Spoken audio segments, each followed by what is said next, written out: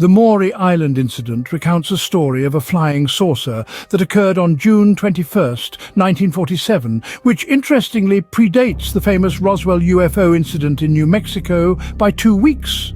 Are these two stories somehow connected? Let us delve into the details of both incidents. Harold Dahl, a resident of Tacoma, Washington, serves as the central figure in the Maury Island incident. On an ill-fated day, he embarks on a boating expedition in Puget Sound alongside his son and faithful canine companion. While navigating the waters, Dahl's attention is captivated by the presence of 6 peculiar flying objects resembling donuts hovering in the sky above. Astonishingly, one of these unidentified flying objects suddenly detonates, showering the boat with a torrent of scorching debris.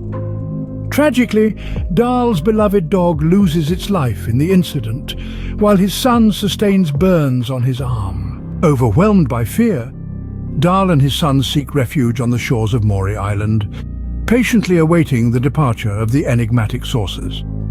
The following morning, an unexpected visitor arrives at Dahl's doorstep in Tacoma. This mysterious individual, donning a black suit, white shirt, black tie and black shoes, along with a classic fedora, arrives in a black 1947 Buick.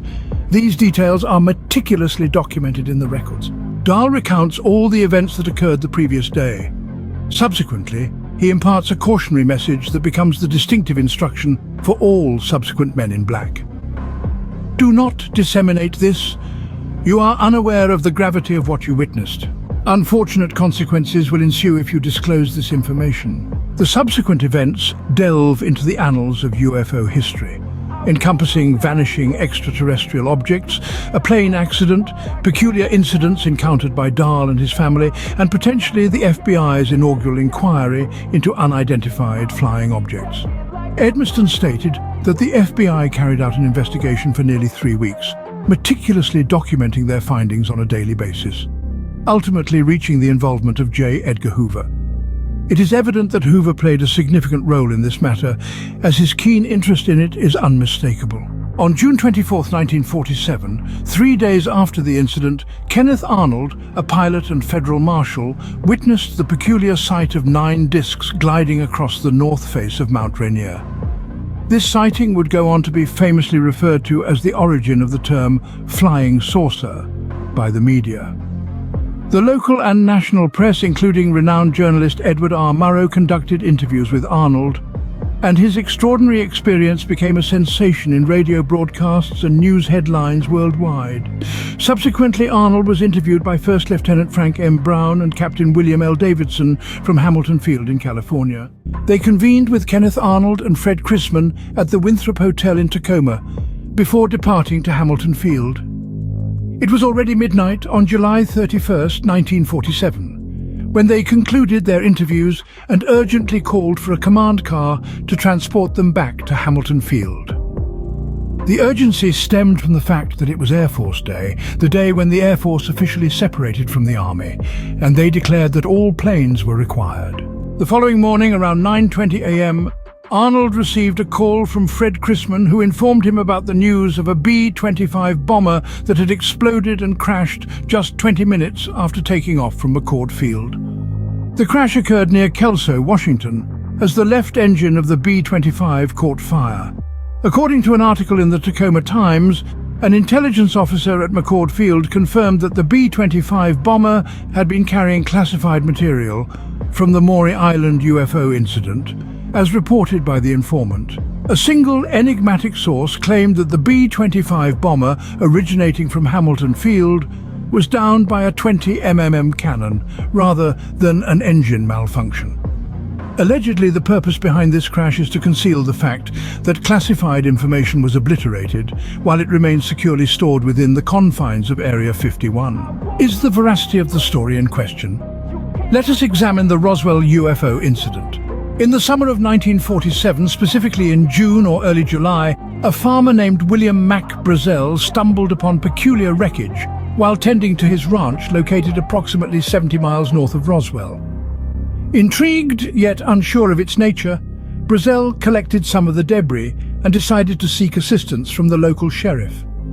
Perplexed by the discovery, The sheriff promptly contacted the Roswell Army airfield, prompting the dispatch of 2 individuals to investigate the matter.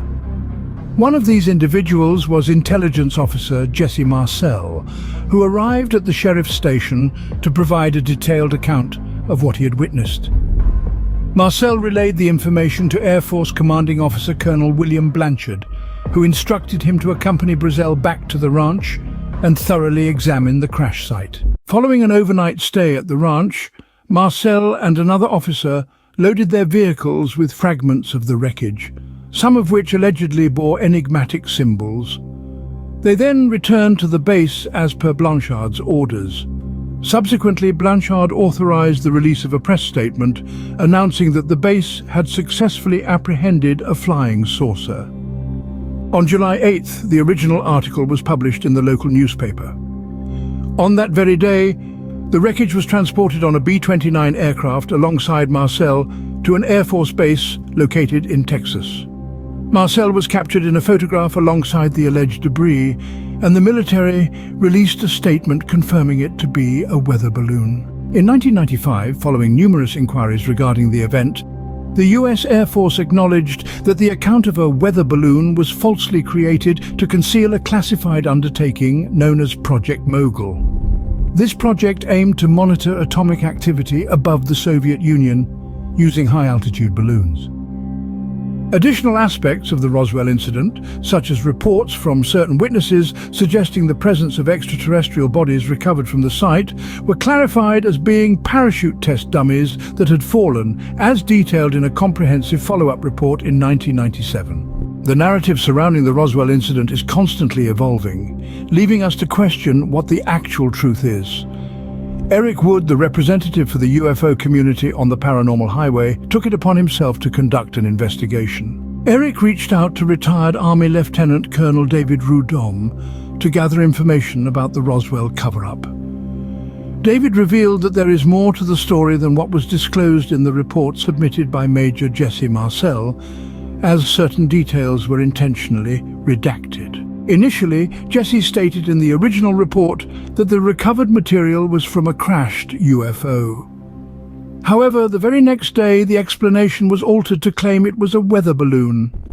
What was also concealed in the original report was the fact that Major Jesse Marcel confirmed the similarity between the material found at the crash site and the material discovered during the Maury Island incident. J. Edgar Hoover, recognizing the potential panic and the detrimental impact on future UFO sightings and cover-ups, ordered that the connection between the 2 incidents never be mentioned again. He understood that if the public became aware that the 2 UFO stories were linked, it would create widespread panic and make it increasingly challenging for the government to conceal future UFO encounters. There is undoubtedly much more to this story that remains unknown to us. However, what we do know is that these 2 UFO incidents are intertwined. It is imperative for all of us in the UFO community to collaborate and share information, because the truth is out there, but so are lies.